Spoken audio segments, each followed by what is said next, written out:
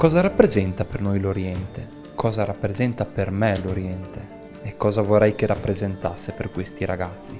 I veri protagonisti di un cambiamento, di una società in continua evoluzione, dove l'interdipendenza dei mercati, la globalizzazione e l'incontro tra culture saranno le sfide da affrontare nel loro futuro.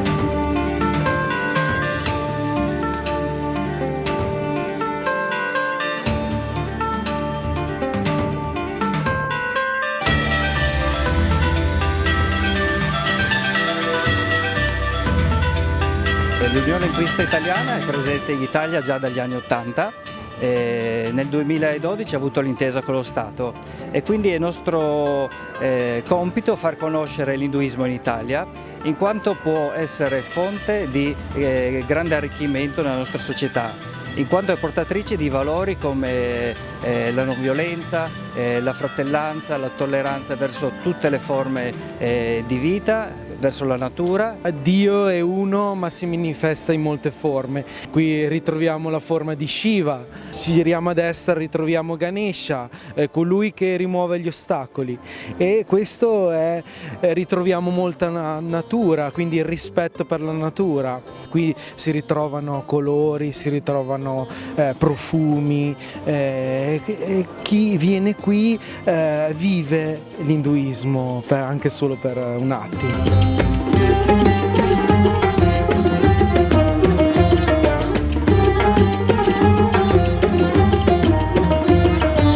Noi stiamo preparando il ramen con la pasta fresca che lo prepariamo noi, con la zuppa fatto con il brodo di pesce, con salsa di soia e sopra mettiamo dei toppings che porro, mais, spinaci e naruto che sono i surimi di pesce. Abbiamo un involtino riempito con patate, piselli e la mandorla macinata. Poi abbiamo misto di verdure, pastellate con farina di ceci. Possiamo dire anche i nomi, quindi samosa? Samosa, pakora, che è misto di verdure. Poi abbiamo pane, che con farina di lenticchie e ceci, che va sposato con qualsiasi cosa.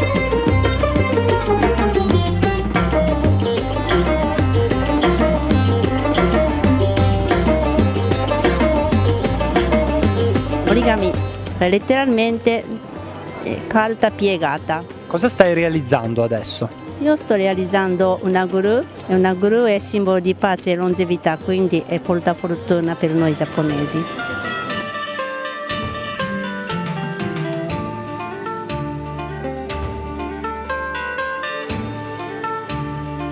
Abbiamo l'area della Cina, prima abbiamo la Shaolin, monaci del Shaolin, loro è prima volta hanno venuto in Italia.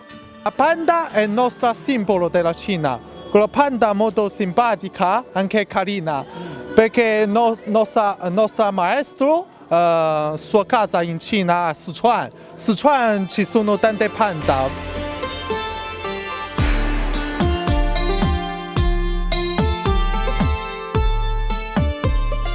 Sto facendo curing, taglia frutta, verdura, o faccio i fiori, o decorare i piatti. Abbiamo la fabbrica dei ravioli, che cosa state realizzando?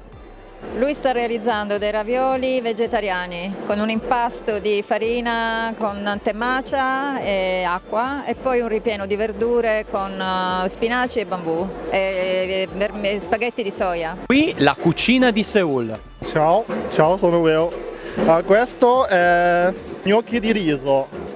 Ci sono due gusti, sì, una piccante e una soia dolce. Sì. E poi c'è questo kimchi pancake.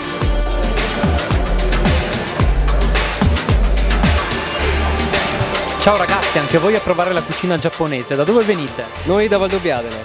Valdobbiadene anch'io. Quindi anche l'alta marca trevigiana presente qui al Festival dell'Oriente di Padova. C'è anche pollo con riso bianco, c'è anche salsa di zenzero, c'è spaghetti spaghetti di grano con maiale. Attraverso l'uso delle maschere noi raccontiamo alcuni dei poemi, delle storie dei poemi tratte dai poemi epici indiani, come la storia di Ganesha e Kartik, la storia di Durga che combatte contro Mohisasura e tante altre.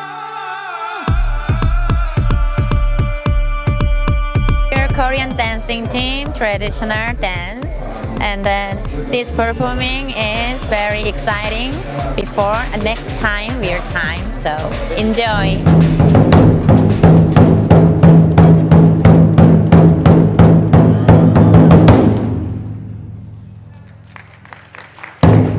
Ciao, QTP News.